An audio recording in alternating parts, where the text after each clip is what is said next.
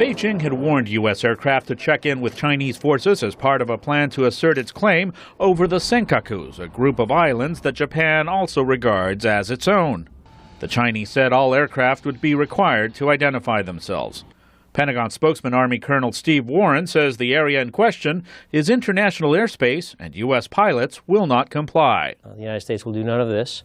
We will continue to conduct operations as we always have in this area and not identify flight plans, radio frequencies, or logos.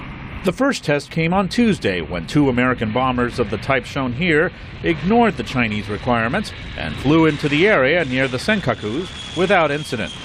Analysts say the Chinese military does not have the radar or other capabilities to enforce such restrictions. But perceptions fueled by deep cuts to the U.S. defense budget and a U.S. reluctance to get involved in conflicts around the world have emboldened China to confront the U.S.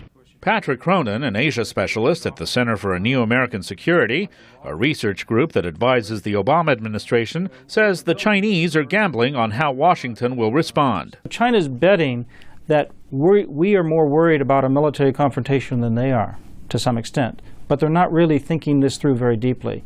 China will be embarrassed by some kind of confrontation.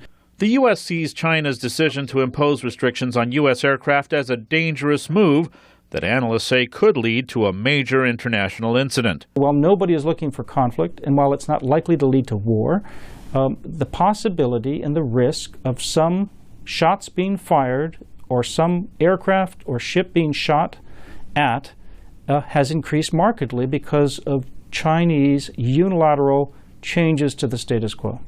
In the absence of an actual incident, U.S. forces say they will conduct training operations in the area as usual and are not sending additional assets to the region. Luis Ramirez, VOA News, at the Pentagon.